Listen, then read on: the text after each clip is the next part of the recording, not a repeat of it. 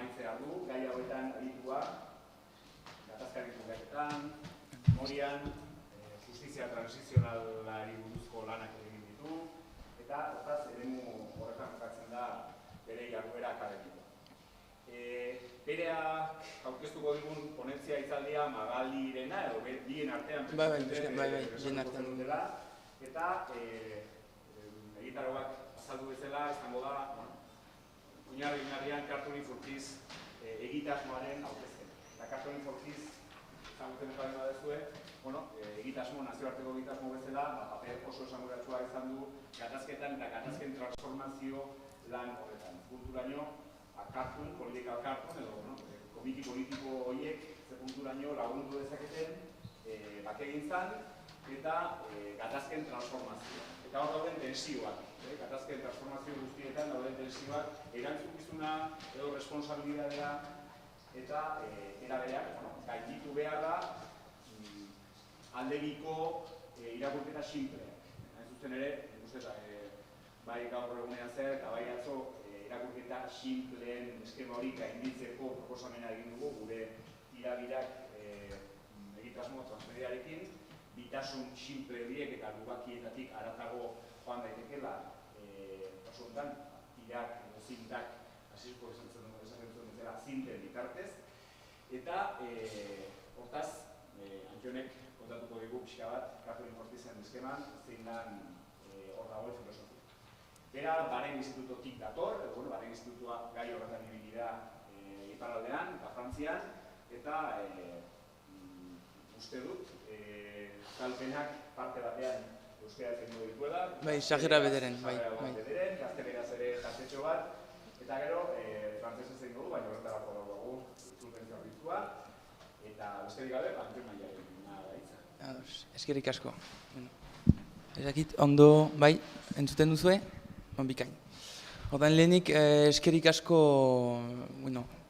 zuri Mario, Baren Institutua gomitatzeagatik, eta barkamenak galdetzen ditut, zuk aipatu bezala, Magali eta Patrik ez dirakotz etorri gaur, saiatuko naiz substituzio nargarria izatea, eta bigarren barkamena, frantsesez egingo baitut hitzaldia, sarrera hori euskaraz eta gazteleraz, eta gero egingo dut galderentzat eta eztabaidentzat, bai, gazteleraz edo euskaraz arazorik gabe, baina holako ponentzia batentzat oraindik badut ikastekorik euskaraz eta gazteleraz.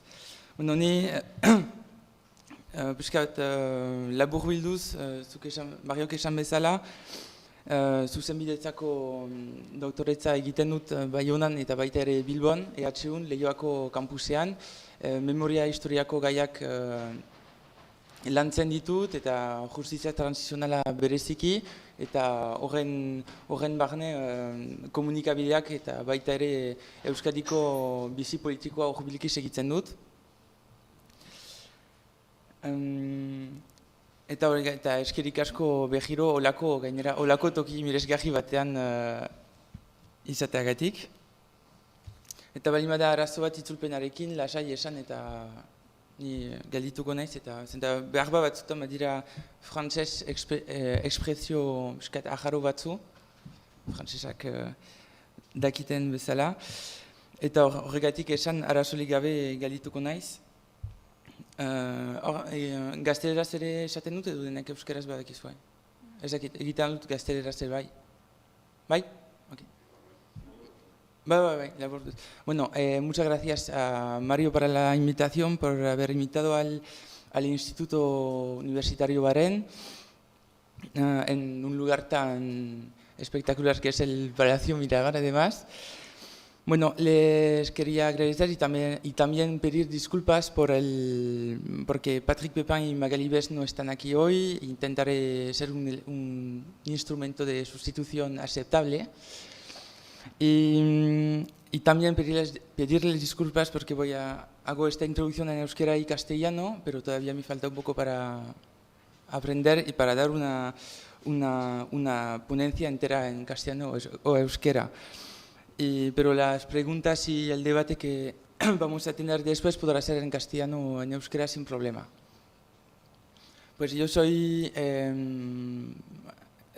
empezado una tesis doctoral en la Universidad de Bayona, en la Universidad del País Vasco, en el campus de Leioa, y estoy investigando sobre memoria histórica, justicia transicional en Euskadi, y más precisamente como estoy tratando de ver cómo los elementos de las políticas públicas de memoria hoy forman parte de una justicia post-transicional en Euskadi. Bueno, y para la traducción también, pues repito que si hay un problema con expresiones en francés que pueden ser un poco raras de entender, que me paren sin problema y yo trataré de intentar traducir lo raro que puede ser la lengua francesa a veces. Bueno, perfecto. Bueno, ahora je vais commencer à parler en français. Alors, donc merci beaucoup pour cette invitation. La thématique aujourd'hui est vraiment particulièrement intéressante. Donc c'est la thématique des caricatures, du journalisme, de la presse. Donc je vais essayer de reprendre les éléments qui devaient être abordés par Magali Bess. Donc au niveau de la tension entre la responsabilité et la nécessité d'assurer la liberté de la presse, pour ensuite approfondir la thématique de Cartooning for Peace et tout le travail qui est fait par Cartooning for Peace en faveur de la paix. Et enfin, je vais plus travailler sur la partie de Patrick Pépin qui replace la presse dans son rapport à la paix, mais surtout à la mémoire et à l'histoire. Alors ce sujet aujourd'hui il est particulièrement intéressant, justement aujourd'hui 30 juin, car il y a 2 jours la rédaction de Charlie Hebdo, dont vous avez très certainement entendu parler, a reçu de nouvelles menaces de mort très sérieuses.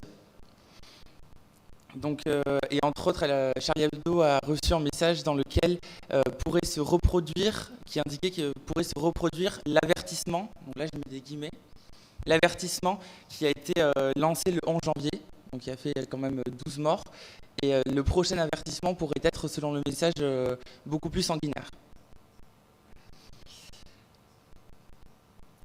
Donc ce sur quoi je voulais insister en parlant de Charlie Hebdo, c'est que suite aux attentats du 11 janvier, par ailleurs, il y a eu donc ce qui est apparu dans les médias nationaux et internationaux, ça a été le mouvement de occupation à Bayonne. Et donc la Fondation Varenne, principalement, qu'est-ce qu'elle fait? C'est qu'elle propose un appui à l'ensemble des journalistes.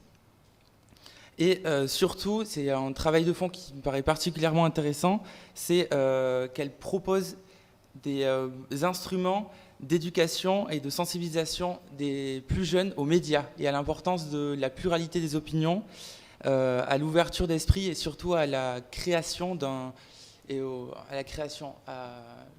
à mettre en place des éléments pour favoriser l'émergence d'un esprit critique déjà auprès des plus jeunes.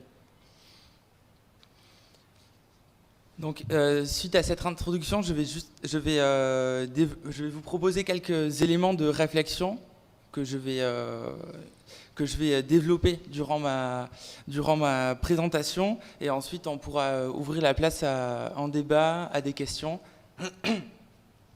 sans aucun problème. Comme je le disais, on pourra le faire en euskara ou en castillan sans aucun problème. Est-ce qu'au niveau de la traduction, c'est bon? Je ne vais pas trop vite?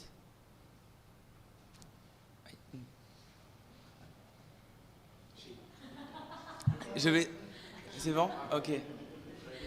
Très bien, ok, très bien. Alors aujourd'hui, j'ai envie de vous faire partager trois réflexions centrales. J'abordais tout à l'heure dans l'introduction la tension concernant la presse entre la liberté d'expression, la liberté de la presse et le devoir de responsabilité. Donc comment poser des limites à la liberté de la presse sans tomber dans le revers d'avoir des traits caractéristiques d'un régime autoritaire. Ensuite, je vais me centrer sur le travail de Cartooning for Peace Et je vais essayer de vous montrer comment le dessin peut permettre aussi de passer au-delà de ces tensions. Et enfin, je vais vous proposer une interprétation des liens qu'il y a entre la presse, la mémoire et l'histoire, qui sont comme c'était proposé dans le speech d'origine, qui sont comment le traduire, matrimonio de conveniencia, un mariage de raison ou un mariage arrangé.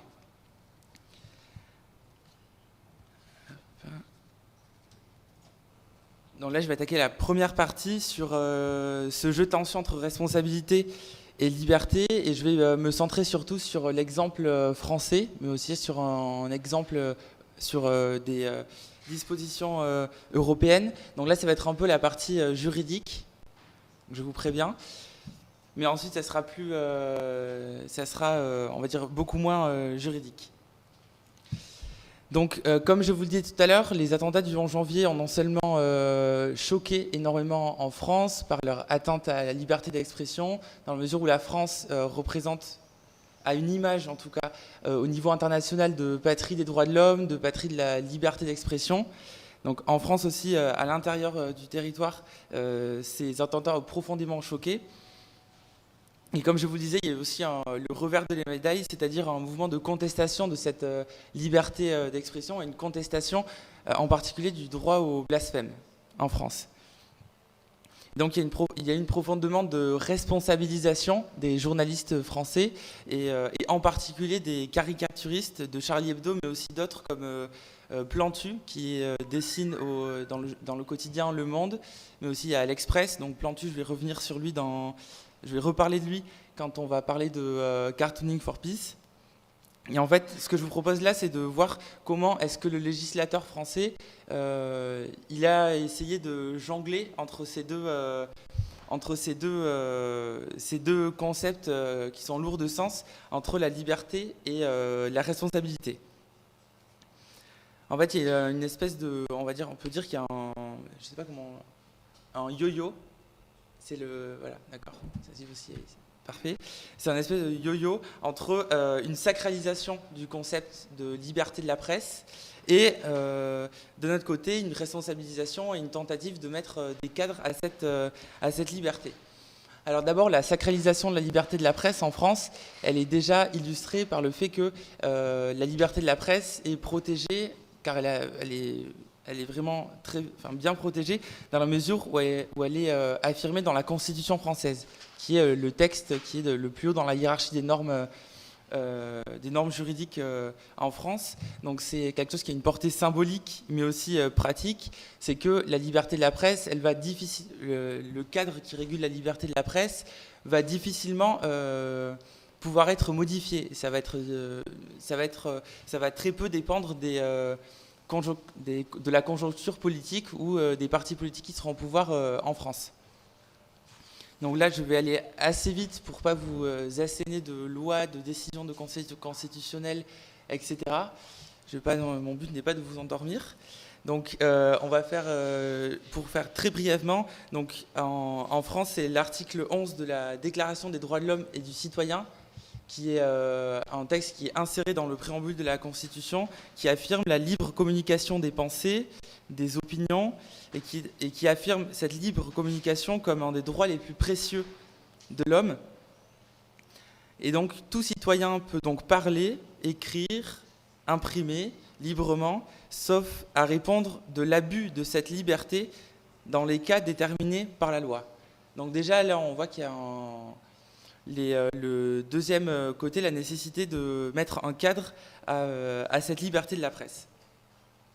En France, il y a aussi la loi du 29 juillet 1881 qui entérine la liberté de la presse.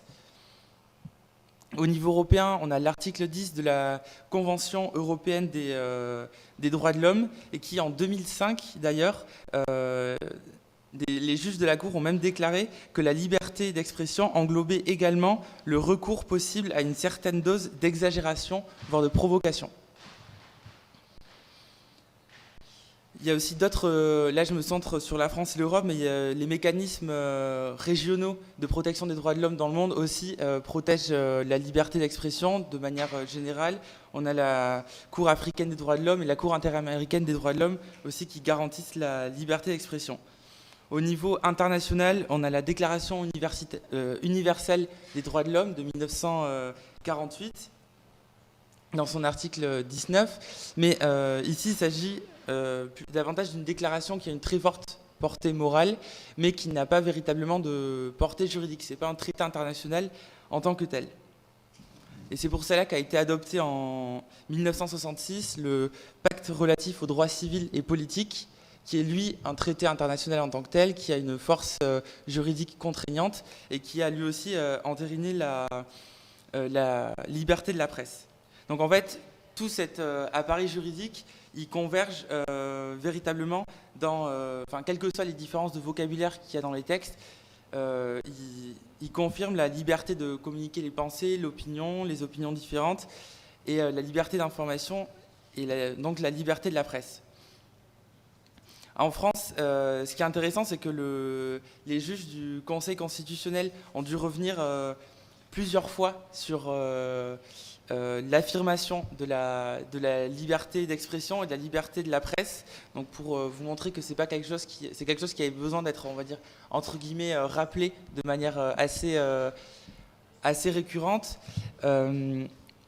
En 2009, par exemple, le Conseil constitutionnel a affirmé que le pluralisme et l'indépendance des médias étaient un objectif à la valeur constitutionnelle.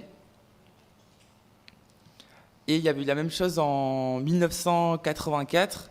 Les juges du Constitutionnel avaient déjà appuyé la nécessité d'un pluralisme dans les médias et dans les quotidiens d'information en particulier, en tant qu'objectif de la valeur constitutionnelle. Donc c'est juste pour insister que même l'appareil juridique doit aussi rappeler de manière assez constante qu'il faut que la liberté de la presse n'est pas quelque chose d'acquis qui est quelque chose de permanent, mais c'est quelque chose qu'il faut rappeler. Alors néanmoins, comme je vous le proposais tout à l'heure, il y a une nécessité de mettre en place un cadre juridique, une régulation juridique de la liberté de la presse. La loi ne peut pas uniquement, ou la Constitution ne peuvent pas uniquement se baser sur la promotion de la liberté de la presse, parce que la liberté de la presse ne peut pas être absolue pour différentes raisons. Donc pour ça, j'avais ici... J'avais cette image-là pour vous montrer le dilemme qui existe dans... Donc là, ce qui est écrit, ça je peux le traduire. Ce n'est pas évident d'encadrer la liberté d'expression. Donc, enmarcar la liberté d'expression. Et donc, le cadre représente un peu la loi. Et après, il y a les pratiques qui font que cette loi est peut-être jugée et surtout peut-être interprétée de manière excessive ou parfois peut-être trop laxiste. Donc concernant les limitations, donc le cadre en fait, concernant les limitations qui apparaissent comme nécessaires à la liberté, ce sur quoi je veux insister, c'est quelque chose de très important, c'est que face aux restrictions qui existent de la liberté ne peuvent être que exceptionnelles. Donc pour encadrer la liberté, surtout en fait pour encadrer les moyens qui permettent de réduire la liberté. On a en France des exigences constitutionnelles. Donc je ne vais pas vous lire l'ensemble des décisions, mais c'est des juges du Conseil constitutionnel 1984 en France qui ont encore donc je vais juste lire cette partie. Le Conseil constitutionnel sait que le principe promis à l'article 1 de la Déclaration des droits de l'homme ne s'oppose pas à ce que le législateur édicte des règles concernant l'exercice du droit de libre communication et de la liberté de parler et de poser des questions très précises pour permettre de limiter la liberté de la presse. Il faut que, si on limite, il faut que l'objectif soit, c'est assez paradoxal, mais il faut que l'objectif soit de renforcer la liberté de la presse. Et donc pour cela, ces petites atteintes, entre guillemets, à la liberté de la presse, elles doivent être jugées comme nécessaires, adaptées et surtout proportionnelles. Alors, au niveau européen, dans la Convention européenne des droits de l'homme, l'article 10, des dérogations, des petites entorses, uniquement en cas de mise en danger de la sécurité nationale, de l'intégrité du territoire ou de la sûreté publique.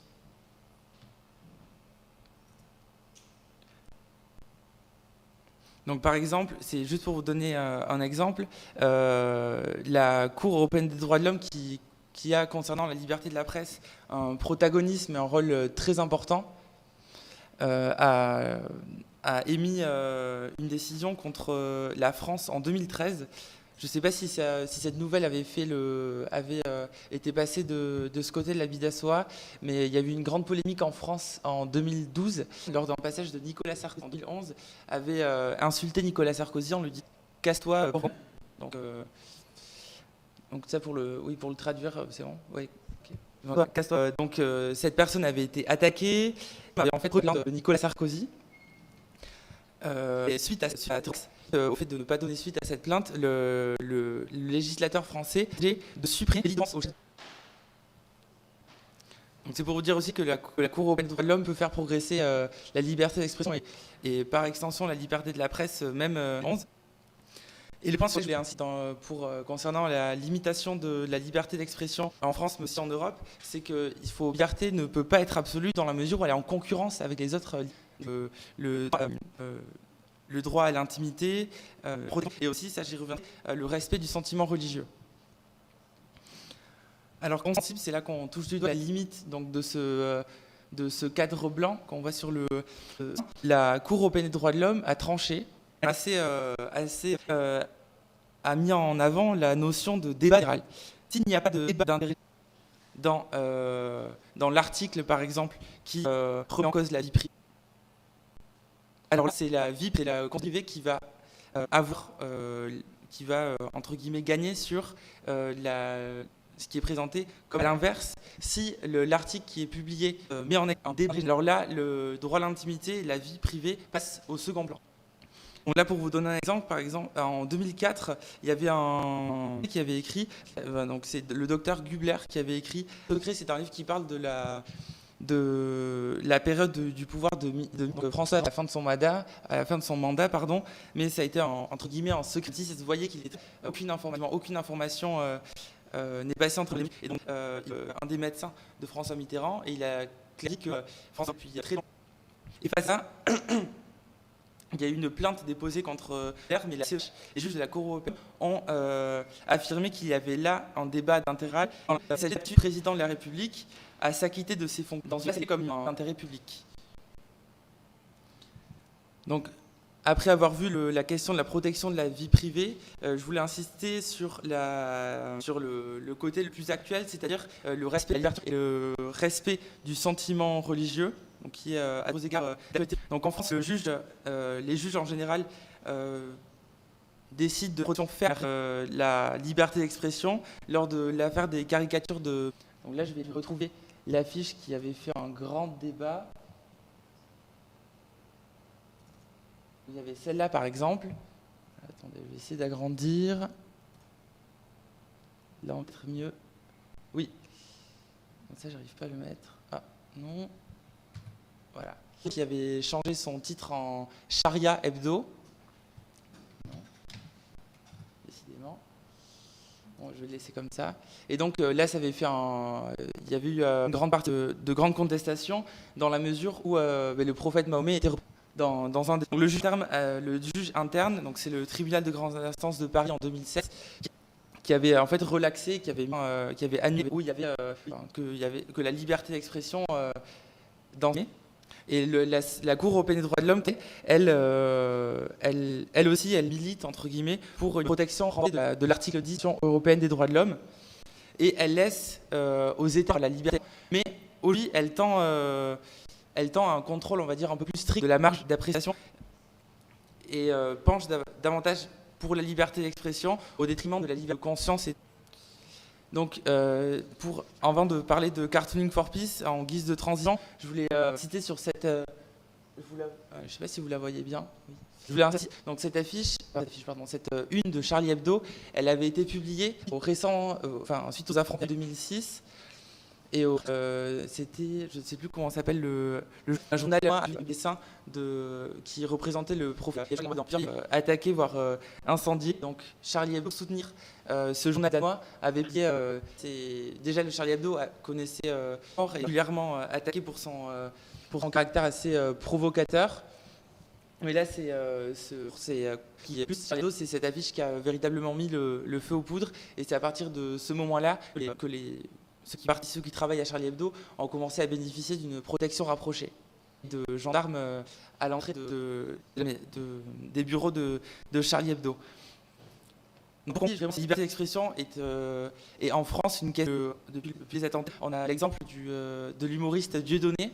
Donc, je ne sais pas si vous en parlez, c'est un humoriste, entre guillemets, on va dire, spécialisé qui était très connu pour son humour concernant la communauté juive en France et qui a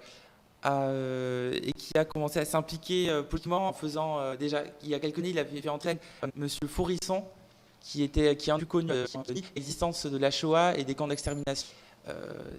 Donc là aussi, ceux qui le défendent ont mis en exergue la liberté et d'autres demandent une santé. Voilà, c'est juste pour vous dire qu'en France, cette question n'est toujours pas résolue d'ailleurs. Et elle me paraît à de nombreux égards difficile à résoudre.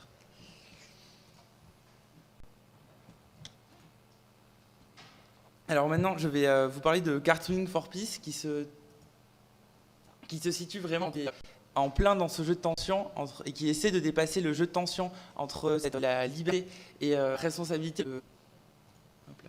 la nécessité de mettre un cadre à la liberté de la presse. Bon, là, vous avez le logo de Cartooning for Peace. Donc, pour vous présenter, Cartooning for Peace, c'est un réseau international de dessinateurs de presse qui sont engagés pour du but absolu de la paix, c'est la mise en exergue, la publicisation du pluralisme des opinions à travers cette idée de transgression. Un des slogans de Cartooning for Peace, c'est être respectueux et comme humour les interdits. Donc, ces dessinateurs de cette dynamique de réseau international de direct de presse, elle est, on va dire, propulsée suite aux réactions en 2000, la publication de la une du journal danois, dont je suis sanglante de cette une, mais aussi des contestations de la une de Charlie Hebdo. Ils se sont réunis en 2006 et Kofi Annan, donc, qui est l'ancien secrétaire général dans le cadre d'un colloque. Donc, c'était à cette occasion que Kofi Annan, nos vies seraient bien traitées de presse, ont le pouvoir d'influer tout. Donc cet esprit de enfin, il y a eu l'origine de cet esprit et de cette volonté. Donc, pour vous donner un exemple, dans le dessin, on voyait le drapeau israélien et Yasser Arafat. Là, on est à la des accords d'Oslo.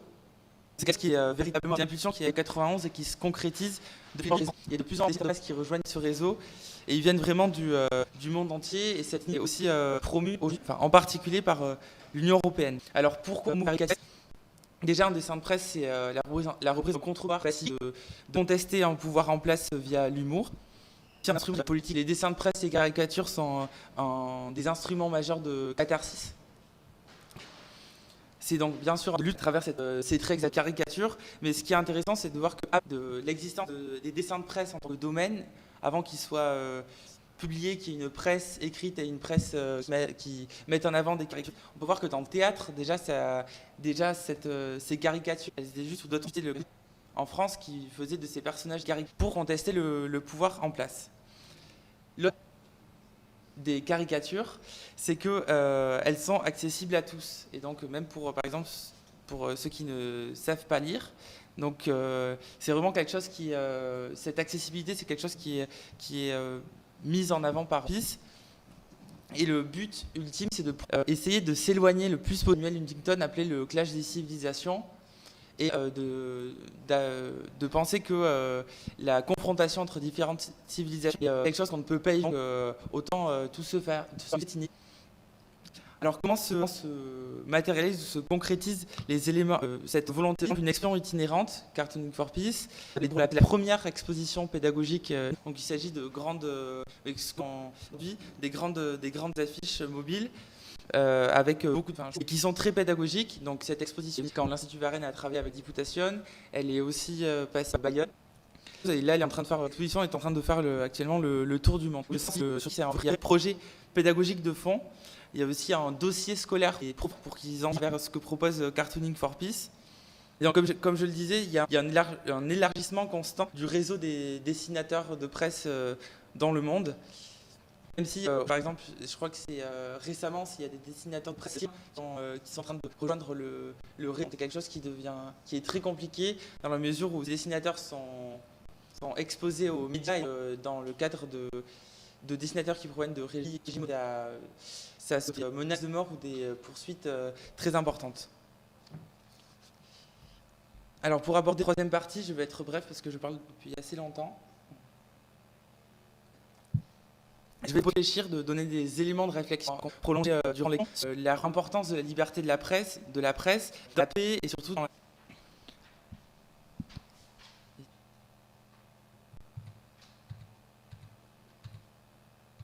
Ah oui, je voulais aussi juste vous montrer ça pour terminer sur Charlie Hebdo. Je voulais vous montrer cette image. Donc ça a été la une de Charlie Hebdo. Donc là, c'est le prophète qui pleure. Et là, c'est Mahomet triste. Donc Mahomet que no logra traicionar a los... Et après, là, Mahomet qui dit « C'est dur d'être aimé par des cons. Es bastante difícil pues tontos. » Algo así. Hop là. Voilà.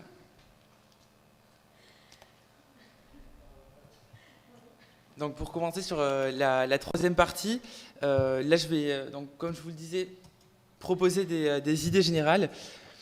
Les médias contribuent en général et même de manière constante à la médiatisation et à la publicisation des faits historiques, des faits politiques, des faits sociaux, au moment où ils se produisent, mais aussi dans les périodes postérieures. Et c'est là que la presse devient primordiale pour la construction de la mémoire et surtout la construction de la mémoire collective, c'est-à-dire la publicisation des mémoires individuelles qui vont former une mémoire collective. Donc c'est en ça que l'intitulé qui a été attribué à Patrick Pépin pour la conférence est vraiment très révélatrice du rôle de la presse quand on parlait du matrimonio de conveniencia, donc du mariage de raison, ou du mariage, on va dire, d'intérêt. C'est comme si vous aviez un triangle, donc presse, histoire et mémoire, que les trois ensemble sur le papier vont, on va dire on peut penser qu'il y a une harmonie logique entre les trois points du triangle, mais en réalité c'est beaucoup plus compliqué que ça. On pourrait imaginer que dans l'idéal, de l'histoire surgit une mémoire collective, et cette mémoire collective, elle est relayée par les médias. Sauf qu'en réalité, c'est, comme je le disais, beaucoup plus complexe. Alors que dans cet idéal-là, le journalisme et les journalistes sont représentés comme des courroies de transmission de la mémoire vers l'ensemble de la société, via la publication du travail des historiens et le travail très important des journalistes d'investigation. Alors, je voulais juste donner 3 exemples d'importance de la presse dans le cadre... 2 exemples français pour souligner le rôle de la presse dans la construction de la mémoire collective. Donc, par exemple, je voulais parler de la guerre d'Algérie, et notamment donc la guerre de décolonisation d'Algérie, qui a abouti à l'indépendance de l'Algérie en 1962, suite aux accords d'Évian. Et c'est la question de la mémoire de la torture commise par l'armée française en Algérie, durant la guerre d'Algérie. Donc c'est une question qui a été, on va dire, traitée par plusieurs médias nationaux français lors de la signature des accords d'Évian, donc en 62-63, c'est-à-dire juste après la guerre. Et en fait, juste après, quelques années après la signature des accords d'Évian, il y a une sorte de reflux de mémoire. Il n'y a quasiment aucun élément de presse, aucun titre de presse qui a accordé de la place à la dénonciation de la torture commise par l'armée française. Et en fait, c'est revenu surtout dans les années 2000. parce que plusieurs médias ont recommencé à s'y intéresser. Ça correspond aussi, enfin, ça va de pair avec la libération de cette parole-là relative à la torture au sein de la classe politique.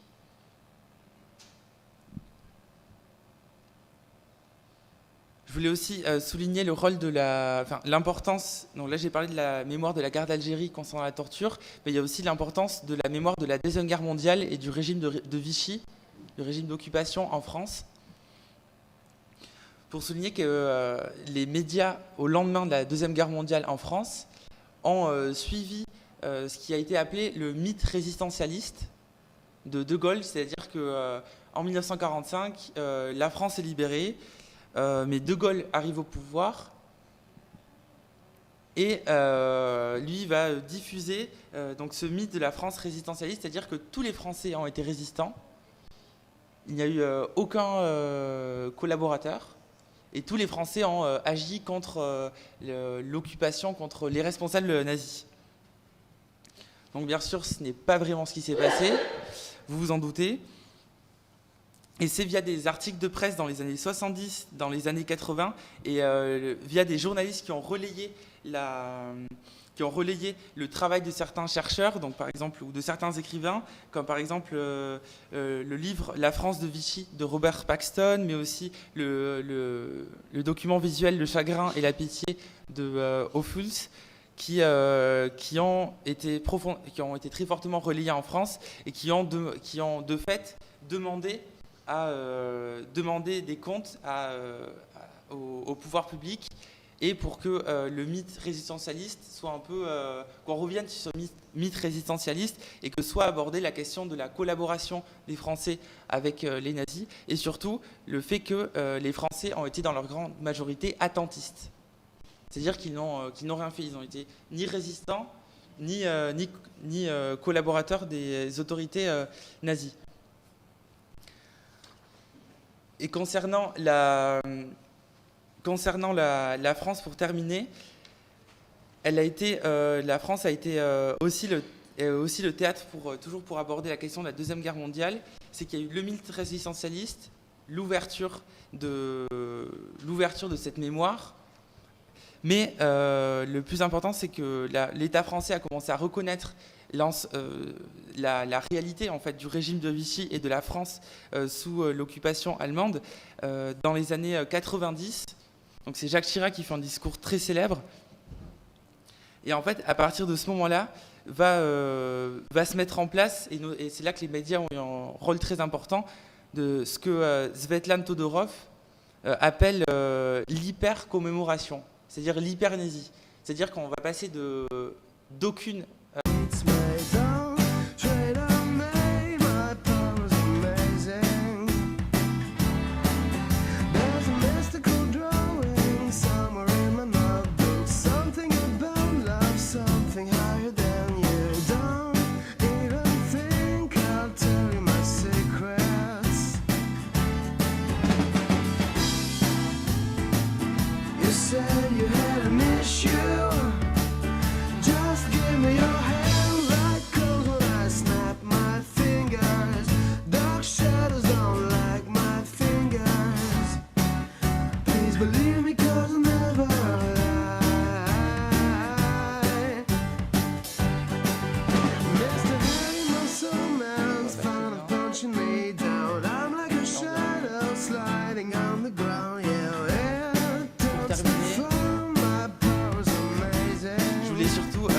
inciter sur le fait que je disais en lien intrinsèque entre la liberté de la presse et la démocratie.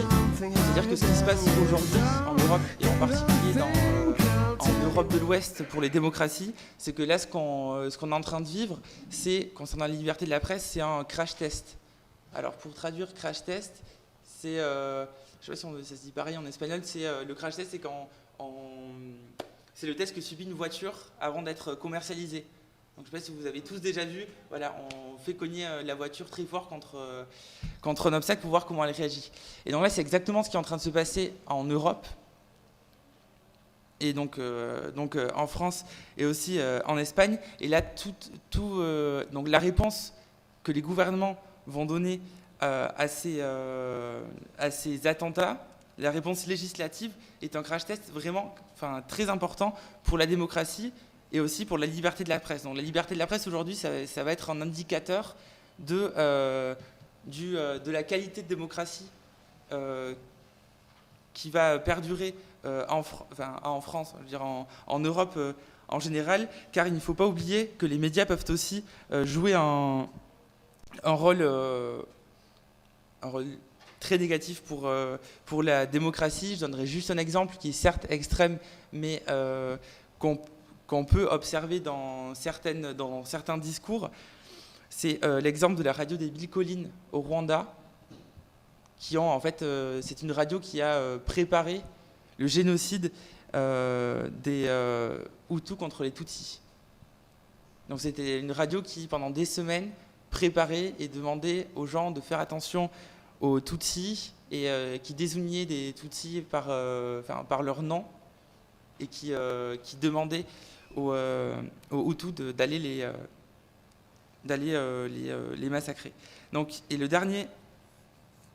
dernière expression, donc qui est très française, je ne sais pas si on peut le dire ici, c'est le rôle de chien de garde des journalistes. Voilà, donc c'est le chien qui va garder la maison, la maison qui est symbolisée par la liberté de la presse et par la démocratie, les deux ne faisant qu'un. Donc je voulais terminer par une citation très simple du philosophe français Voltaire, qui affirme que la liberté d'expression est tout simplement la base de toutes les libertés. Et une dernière image que j'espère retrouver. Voilà, c'est celle-là. Donc là, bon, on ne va pas le voir malheureusement. Donc là, c'est un djihadiste que vous voyez. Donc là, il lui fait passer un test de vision. Le docteur lui fait passer un test de vision et donc il lui dit: votre vue est excellente, c'est votre vision du monde qui est monstrueuse. Donc su aptitud para ver es perfecta, pero su visión de mundo que es monstruosa. Voilà. Je vous remercie.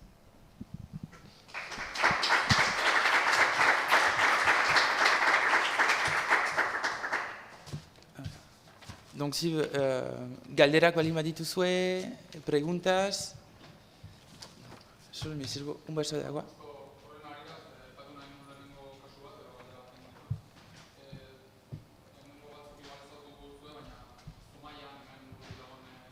Bai.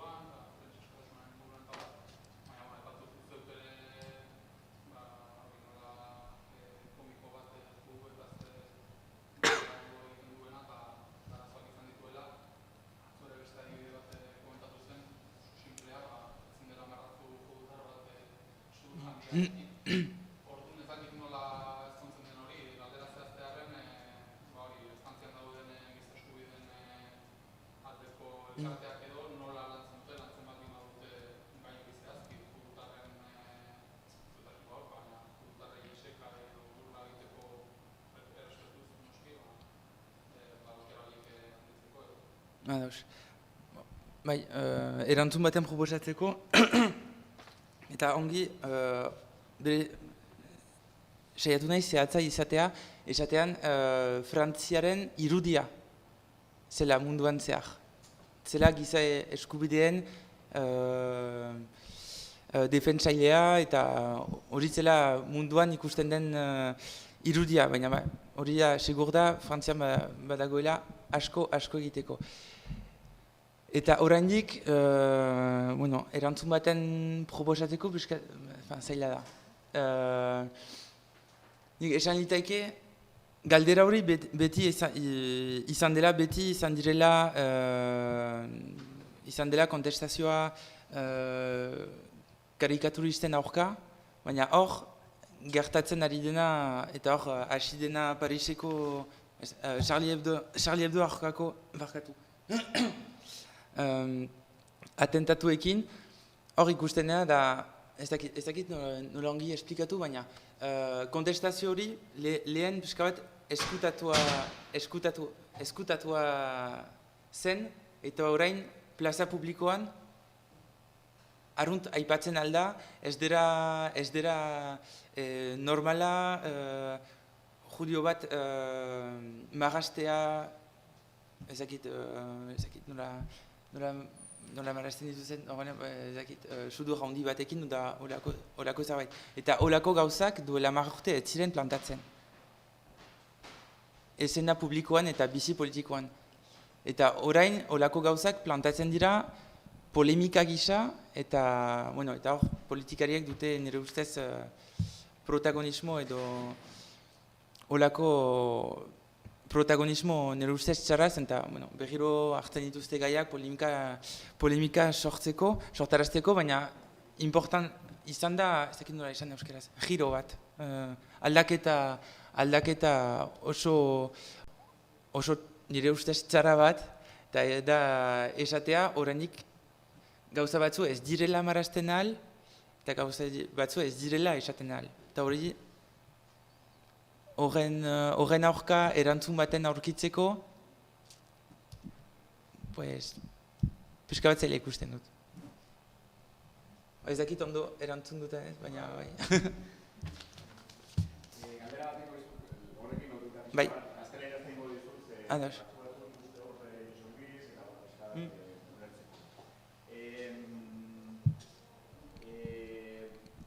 Yo creo que la libertad de expresión, gran parte de las libertades que surgen además en el ámbito francés, surgen y se construyen sobre una ficción. Esa ficción de que solo existe una tribu y una forma de entender de lo que es una expresión libre, una expresión adecuada o una expresión correcta o aceptable. Entonces la ficción de que toda Francia o todos los estados-naciones construidos sobre el modelo francés se basan sobre una población, una comunidad culturalmente coherente que comparte valores, que comparte formas de ver el mundo, que comparte cosmovisiones, pues es fácil defender o sacralizar la libertad de expresión.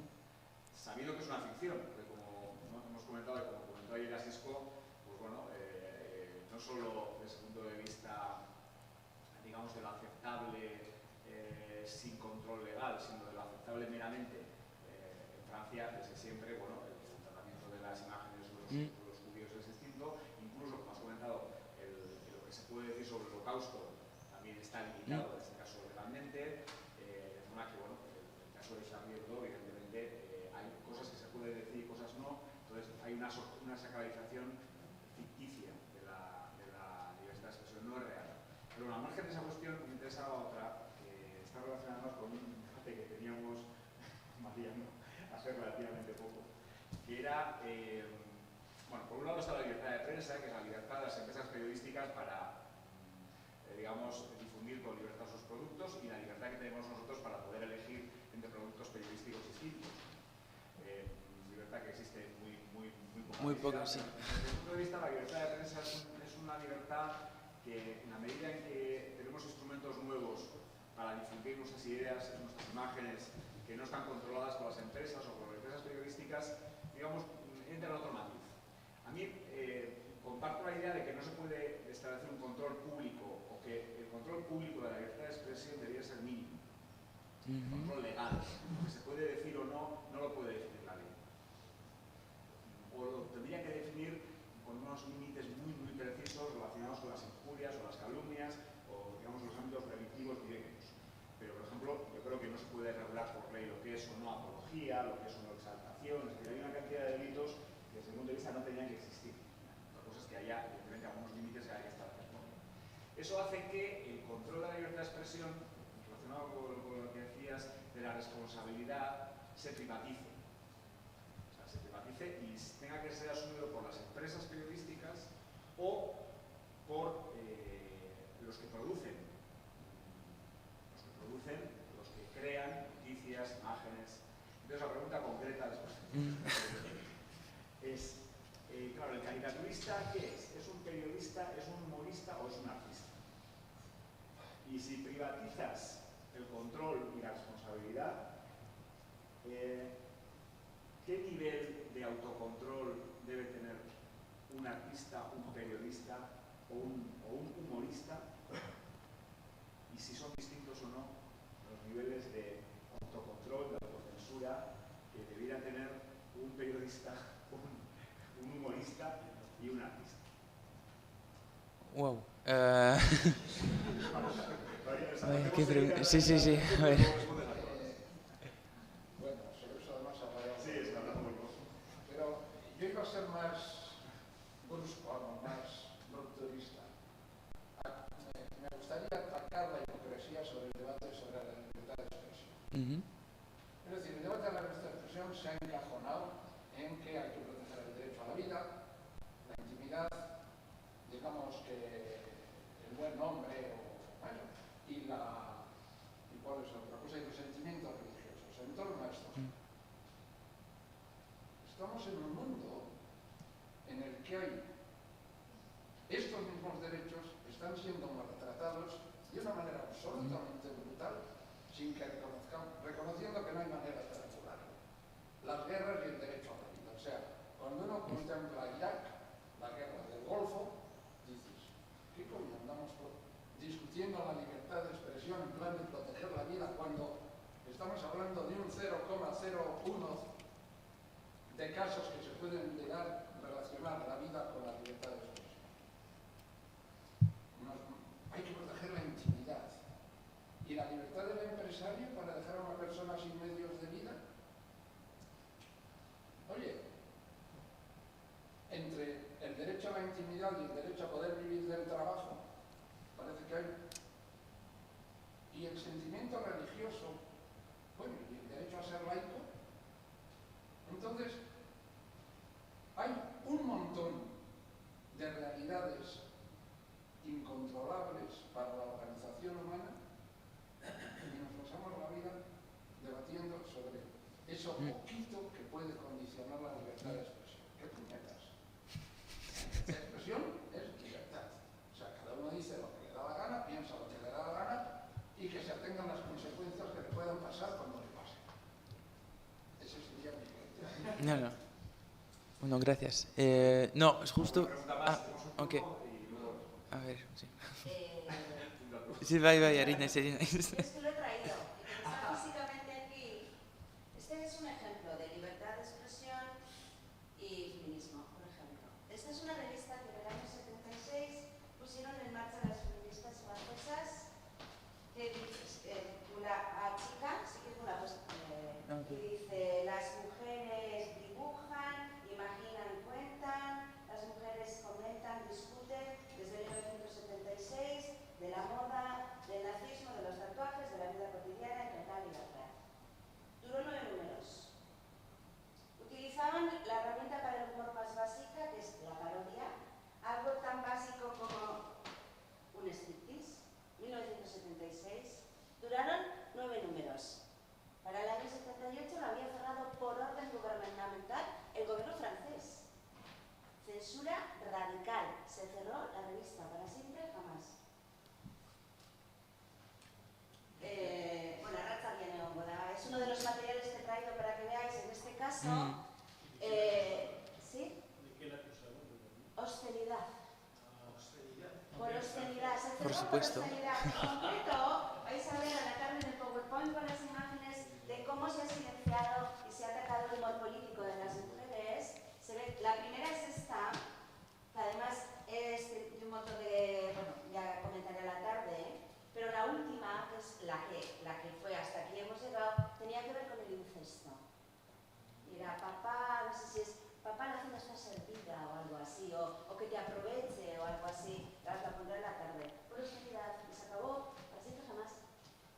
Iñaki, Bai, bai. enseñar, aquí la tenéis, está, que el temazo es y la libertad de expresión de las mujeres y del feminismo, que de eso tampoco se habla, y por ejemplo puede ser así de radical, y es un reto histórico que ni los propios estudiosos franceses saben. No lo sabías, ¿verdad? No. Pero sí que hay censura, o sea, eso sí. O sea, por sí. Hay solo 4 de los 9 números. Sí, sí. Sí, sí. El gobierno, no los franceses, ¿eh? A ver. Sí, por casualidad sí. Sí, sí. Hay muy poca autocrítica propia. Eso es cierto. Sí, sí, eso totalmente de acuerdo. Todavía existe, pero no de dibujantes franceses sino en el mundo, que se metan con los valores religiosos del judaísmo. Es intocable.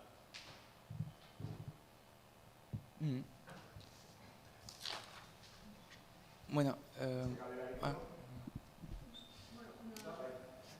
Cuando pasó Charlie Hebdo, un viernes a la tarde fui a Hendaya, puse haciendo zapping a ver qué decía la televisión francesa y hice una televisión BMV o algo así,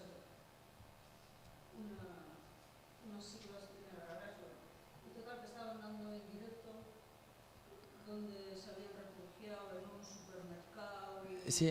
los del atentado, los atacantes, y entonces dieron por teléfono lo que dijo uno de los atacantes llamó por teléfono a un periódico, Sí. no sé si no era a esa cadena misma.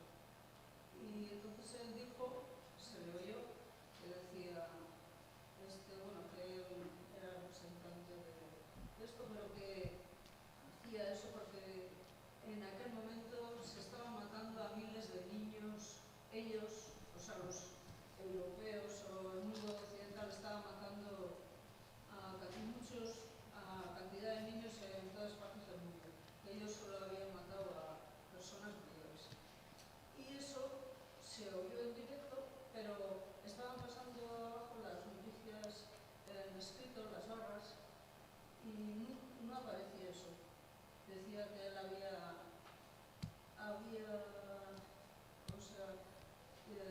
dicho a qué representaba y tal, el nombre de quién había hecho, pero esa frase la quitaron totalmente.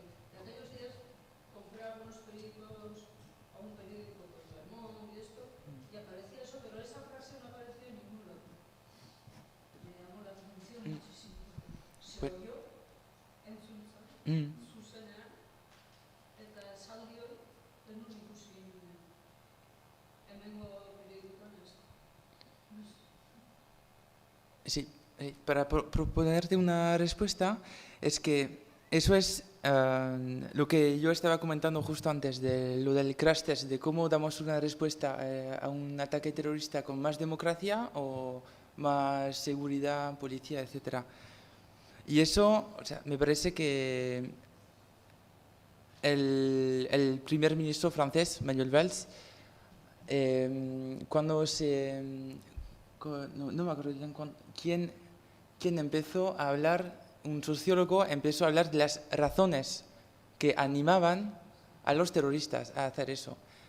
Y a esta declaración, Manuel Valls ha respondido en la prensa que era, si estás intentando entender las razones por las cuales están actuando así, es que lo justificas.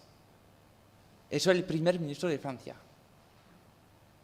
Pues, así que no me extraña que no saquen la frase, o sea. Y es que esta declaración va en contra del trabajo de, no sé, de politólogos, juristas, sociólogos, de psicólogos, de, no sé, puede suprimir la universidad francesa, pues, no sé.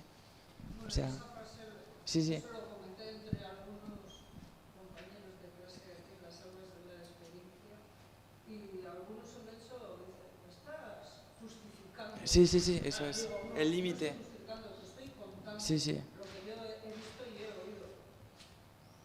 Y es como si, es que... Nosotros tenemos, pues idealizamos la prensa francesa, pero claro,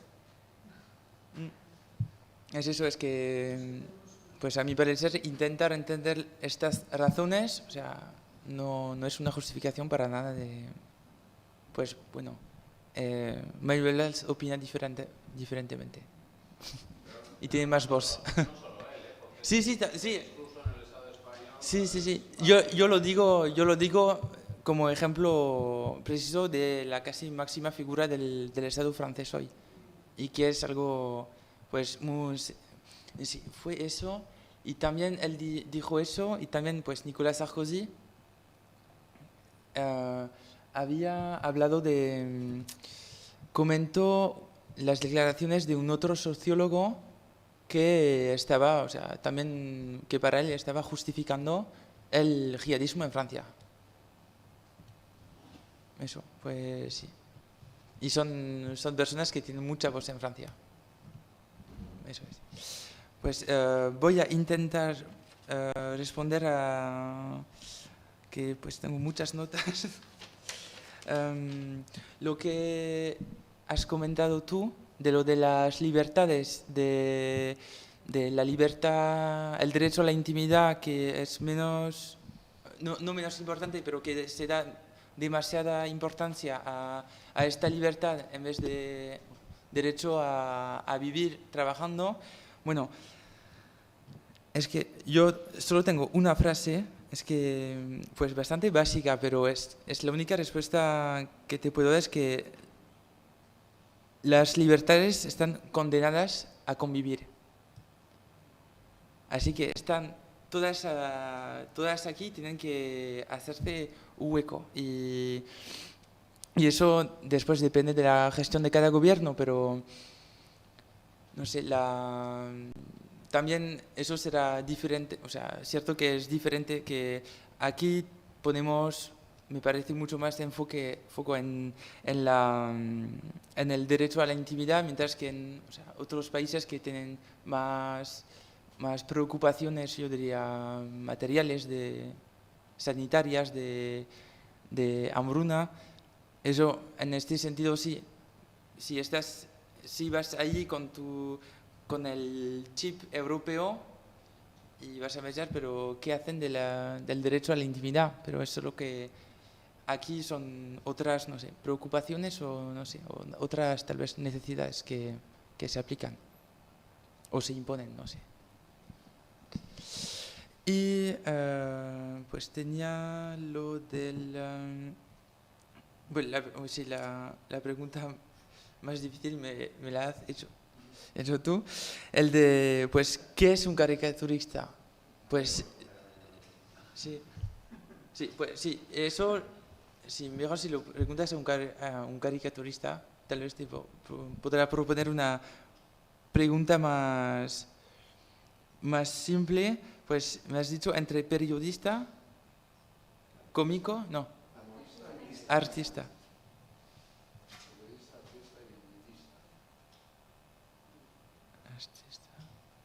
Humorista, ok. Pues, bueno, yo diría, bueno, primero,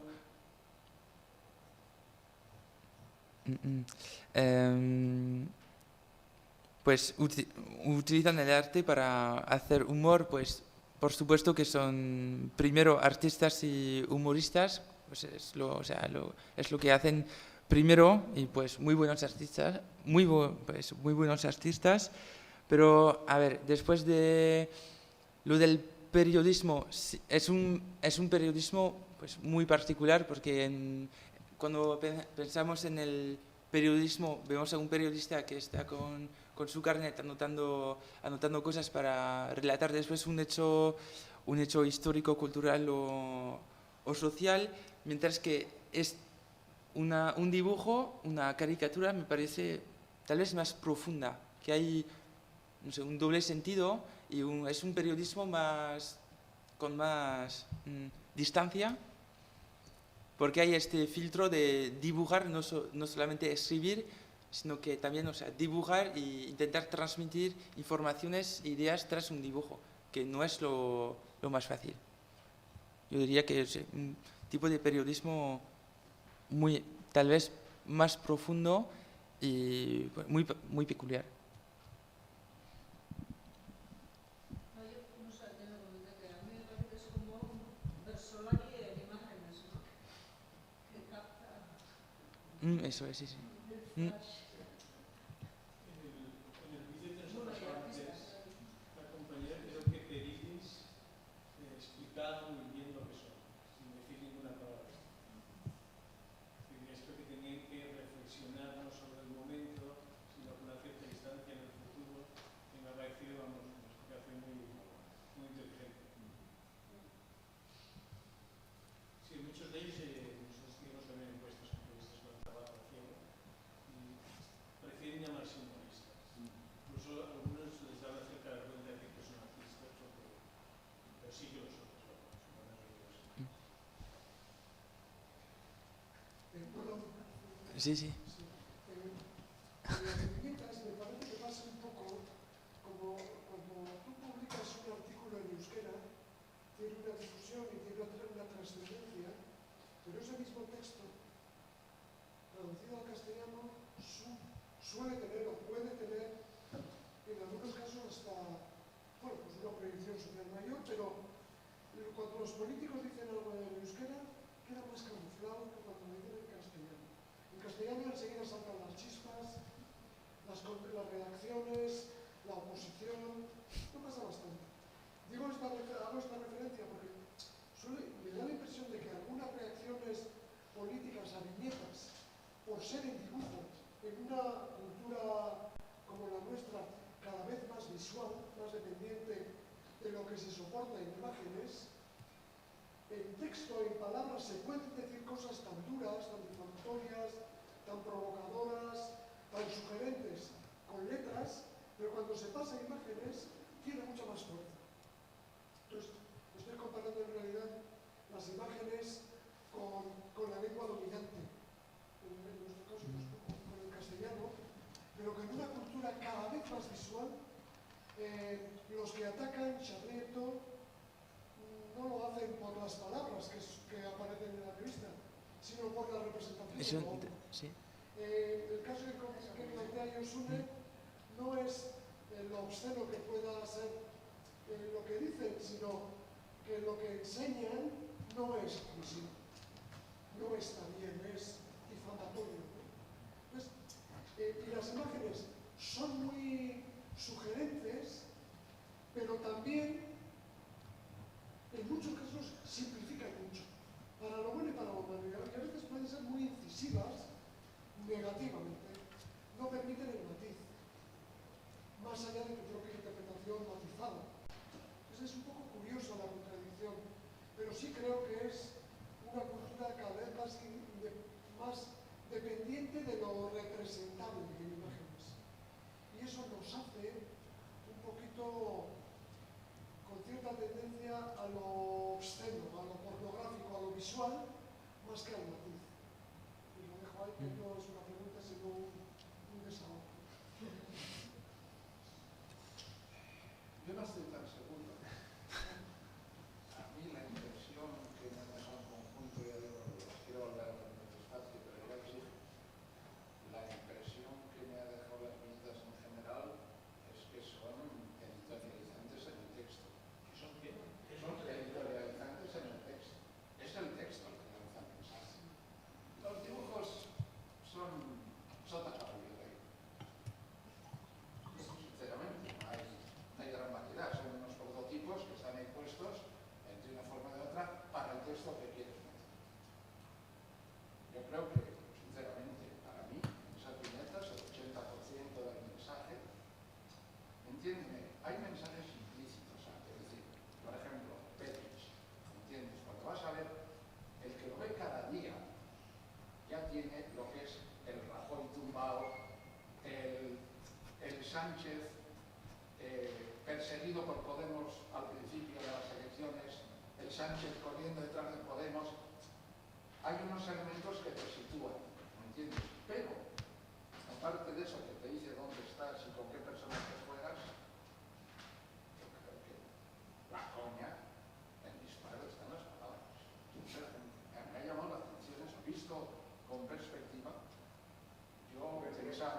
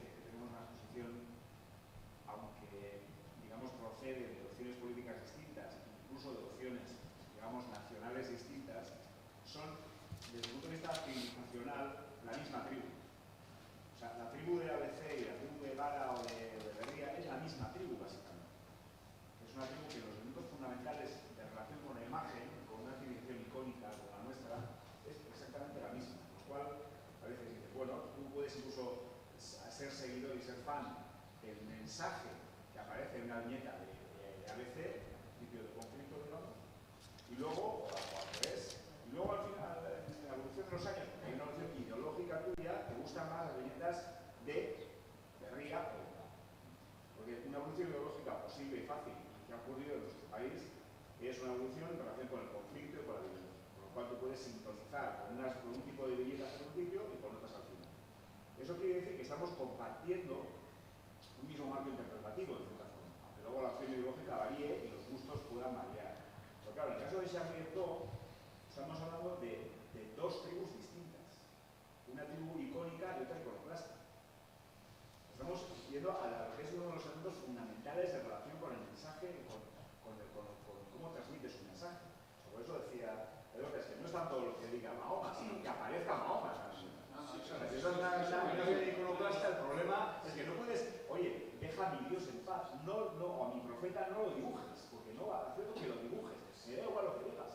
Por eso, la viñeta de Charlie Hebdo, digamos, de retroceso, de decir, joder, es que qué tontos son los que me quieren demasiado, estoy desbordado por los radicales. No, es que los radicales dicen, me da igual lo que diga Mahoma, es que no puede salir. Entonces, claro, ahí hay dos tribus.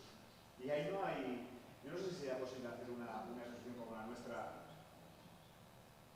de otra manera, con civilizaciones distintas, en las que la imagen tiene unas funciones distintas. ¿Tú crees que esos que de los vídeos cortados a veces en el hotel son de otra civilización? Hay otros que sí, pero esos no. Discutes de la imagen, de la versión con la imagen, sí. Lo que van a intentar es eliminar el modelo cuerpo, pero no son de otra civilización. Es que es más complicado. Yo entiendo perfectamente lo que dice Mario, pero es un poco más complicado. Sí, de todas maneras, respecto a esto que dices, Mario, Yo recuerdo una investigación de una compañera de la Autónoma de Barcelona, Emilia Teruel, que ella trabajó, ya que decíamos también con Lucía Marinano, el tema de los titulares en prensa, con infinidad de titulares durante no sé cuántos años, de no sé cuántos periódicos, todavía no había muchos periódicos de los que nosotros conocimos. Y lo que buscaba realmente, a través del discurso, es lo que ella llamaba la caja negra del pensamiento, es decir, qué es lo que había detrás. Y por tanto, cómo se contradecían con las tribus que dices tú de los distintos medios, muchas veces que había lugares que son comunes sin darse plenamente cuenta. Aquello que, vamos, si hubiera aquí la compañía que estaba ayer, psicóloga, o si hay alguien que es psicólogo, que todavía nos podría alumbrar el tema. ¿En qué medida tú mismo sacas tus propios contradicciones y vienes sin ser consciente cuando te pasa por todo?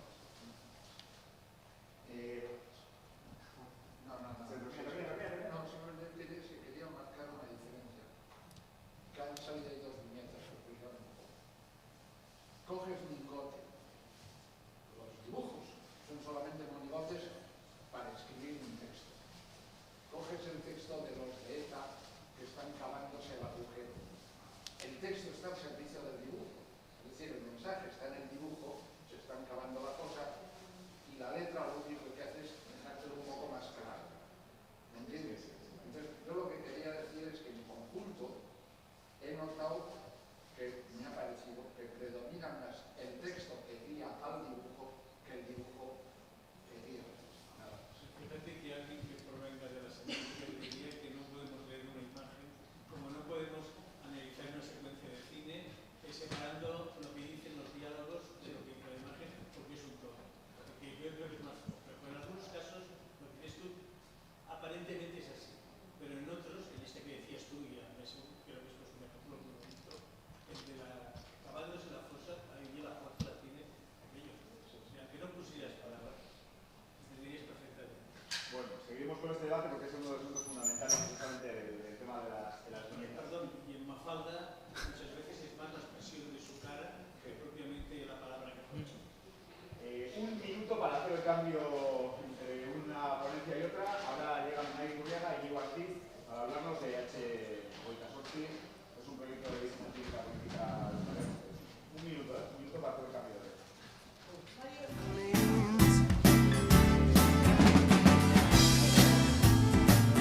You said